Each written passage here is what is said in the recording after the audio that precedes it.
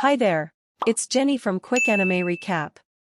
And today we're continuing the part 3 of the anime. Is it wrong to try to pick up girls in a dungeon? So sit tight and enjoy the video.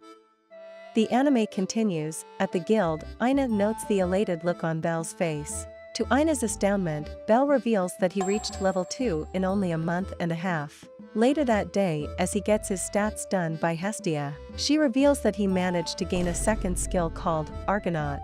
Overjoyed by this revelation, Hestia explains that this new skill reflects his dream to become a hero. Soon after, Hestia leaves to attend the quarterly meeting of the gods. And during this meeting, a second name will be decided for Belle.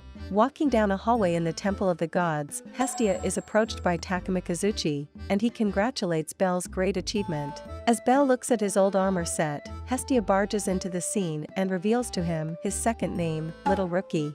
That night, Belle celebrates with his friends for achieving rank 2. Just then, an adventurer and his party approach Belle's table, offering him to join his party in exchange for spending time with Ryu. Disgusted by it, Ryu rejects and briefly restrains him. This causes the man to retaliate, but Mia intervenes, causing the adventurer and his party to leave. The next day, Belle visits the blacksmith store in hopes to find another set of armor made by Welf Kratzo. And the man in question just so happens to be at the store, and he presents Belle with an armor set forged by him. Outside of the store, Belle and Welf talk and get acquainted with one another. This leads to Welf offering Belle a deal, to which Welf forges new equipment for Belle. In exchange, he joins Belle's party. The very next day, Belle, Lily, and their newest member Welf reach the 10th floor of the dungeon. Right after Belle reveals Welf's full name, Lily reveals that Welf's family was once renowned for their magical weapons, but this changed when the family lost their ability to produce them. Coolly, Welf confirms the rumor, and then the imps and orcs start to sprout from the ground. The group then fights against the ambushing monsters. After it is settled, Welf notices a blue sparkle coming from Belle's right hand. In that moment, a baby dragon appears. And unfortunately, it spots Lily and chases after her, but is sequentially killed by Belle's firebolt magic. Surprised by it, Hestia reveals that the sparkle was from his new Argonaut skill. The following day, Belle meets with Welf and informs him that due to Lily feeling sick, they're not going to venture into the dungeon. So as a special treat, Welf brings Belle to his blacksmith to forge him some new gear. Noticing that Belle was carrying around a minotaur horn, Welf decides to use that as material for his new piece of equipment. While forging the equipment, Welf confesses that he hates forging magical weapons because of the clientele he receives. Finished forging Belle a new knife, Welf notes that he's overall impressed by it and gives it to Belle. The following day, Hestia sees Belle off in front of their house. Outside the dungeon, Takuma Kazuchi also sees his familia off as they head into the dungeon. He and Hestia then talk about how their familias are heading off into the mid-levels of the dungeon. Inside the dungeon, Belle's party faces off against a group of hellhounds, and soon after those are defeated, they're then confronted by a group of Almiraj. Meanwhile, Hermes, and the captain of his familia, Asfi, informs him about the nasty rumors surrounding Belle. The rumors, though, don't affect Hermes in the slightest, as Belle has piqued his curiosity. The two then head to the bar and are met by Chloe and Seer. Back at the dungeon, Takuma Kazuchi's familia flees from a group of Almiraj, while carrying a wounded party member. And Uka, the one carrying the wounded party member, makes the executive decisions to not help Belle's party in favor of saving their own lives, which they run past Belle's group. And the hellhounds that were pursuing them now targets Belle and his party. Left with no other choice, Belle's group flees into a hallway, and Belle and Welf manages to defeat them. However, the attack left Welf with an injury, and the group soon realize that they're flanked. Now surrounded by a large number of more monsters spawn from the roof of the dungeon floor, causing it to collapse on top of them. After the dust from the collapse settles, the group is caught under the rubble as a hellhound appears and fires a fireball toward them. Meanwhile, Hestia visits the guild and learns that Belle hasn't returned. So Hestia submits a quest to search for Belle and companions. While the quest is processed, Takuma Kazuchi arrives at the guild with a guild-ridden Uka and Makoto. Returning to Belle's group, who manage to have lost sight of the monsters, it's revealed that they've fallen 2 floors below the original level they were on. Now seeking a route out of the dungeon, they hit another dead end. Lily then claims that if they manage to reach the safe zone level 18, it would be possible to make it back to the surface alive. Ultimately, Belle agrees to this plan, and the group press on. Outside, Takuma Kazuchi and his familia discuss the matters involving Bell and his party in the dungeon. Hermes arrives with Asphi and offers his help. Although it was mentioned that Hermes' motive was sincere, his true motive was to enter the dungeon, as gods are not allowed to enter it. Hearing this, Hestia chimes in exclaiming that she wants to join him too. Feeling that their current team is still inadequate, Hermes suggests they recruit another person, that being Ryu. Bell and group are shown to be alright, and have managed to climb down another level through a shaft. Venturing around one of the deeper floors of the dungeon, they're using a smelly sack that acts as a monster repellent.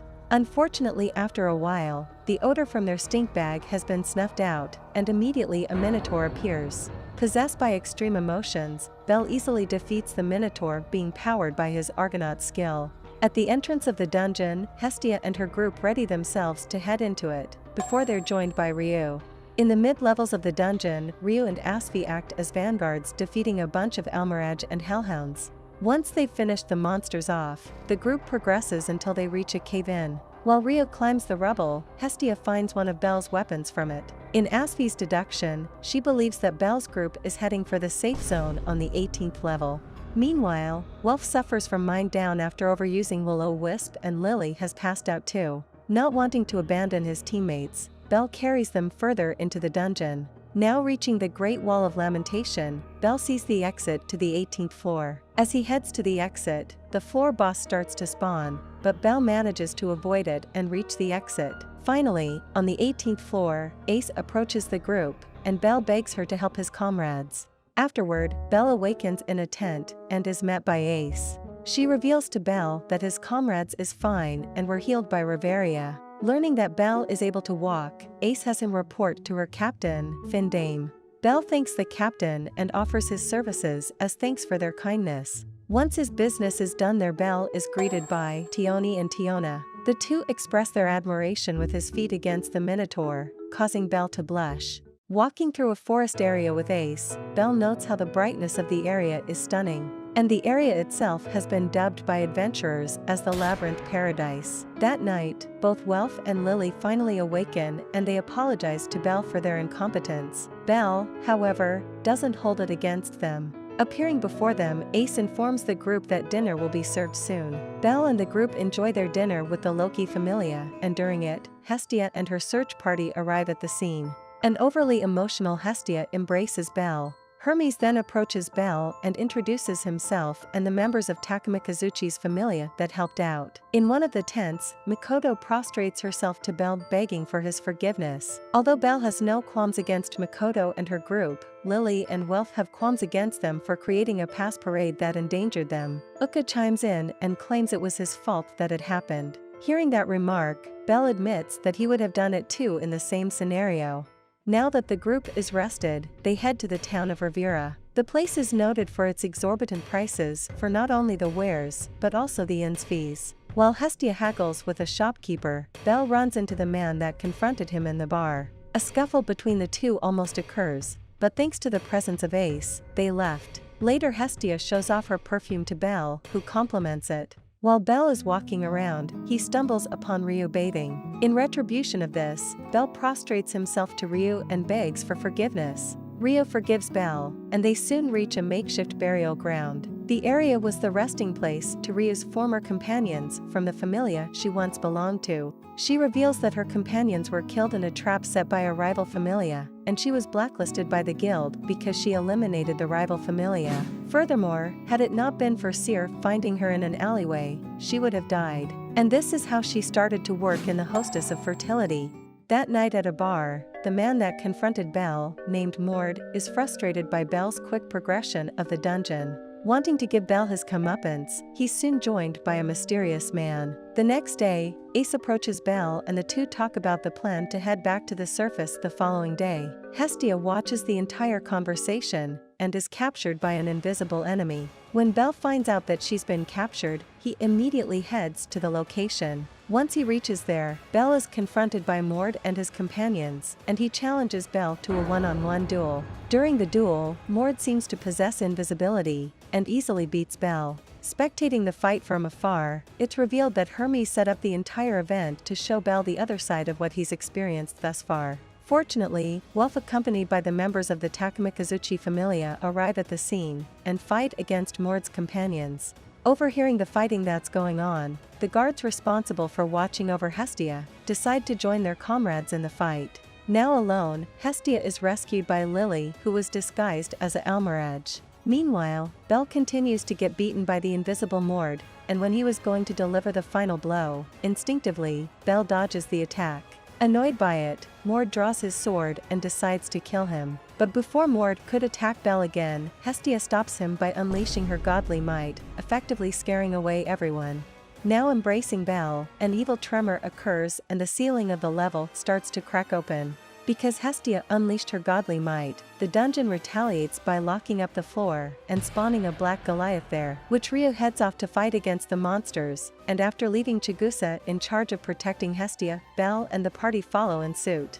At the town of Rivera, Asphy meets with everyone in town and assemble them to fight against the monster threat there. With the only way for everyone to escape is to defeat the Black Goliath, everyone are convinced to help out. Switching over to the battle, everyone's attacks prove futile against the Black Goliath. In Ria's perspective, she believes the monster is 2 levels higher than normal. Continuing her attack on the Black Goliath, Asif informs Ryu that reinforcements from Rivera are ready to help. As Asphy is playing a decoy against the Black Goliath, she is buying time for the mages to cast a potent spell against the beast. When the mages are ready, they cast their individual spells on the Black Goliath, causing it to take massive damage. Taking advantage of the opportunity, the vanguard all charge at the Black Goliath, only to stop to the realization that it has the regeneration skill. Fully rejuvenated from its injuries, the Black Goliath launches several counterattacks against the adventurers. As this happened, Belle charges his right hand with his Argonaut skill, and fire a firebolt against the Black Goliath. The attack blows off the top of the monster's head, but it still fires off a roar blast at Belle, sending him flying into the air. The beast then goes to attack Belle, only for it to be parried by Uka's shield. Once Hestia and Lily reach Belle, they both call out to the unconscious Belle, confident that Belle will awaken and kill the monster. Hermes then appears before them, speaking a quote once given by Belle's grandfather, and because of this, Belle awakens and confronts the Black Goliath while being empowered by his Argonaut skill. As Belle charges up for his attack against the Black Goliath, Asphy blinds it and Ryu casts Luminous Wind on it. Mikoto then briefly restrains the monster with Futsunamatama, allowing Welf to use his magical sword, Kazuki, on it. Thanks to his companions buying enough time for him to charge up, Belle obliterates its upper body with his sword, and finish it off by destroying the crystal. A rhapsodic Hermes audaciously declares to Belle's grandfather, ZEUS, that his grandson isn't a failure. He in fact is the last hero bequeathed from his familia. Now with all that settled, Belle and his companions celebrate their accomplishments at the bar. Thanks for watching the video. Still want to watch more anime recap? Click the videos on the screen to watch more. And don't forget to subscribe to catch the latest upload. Bye!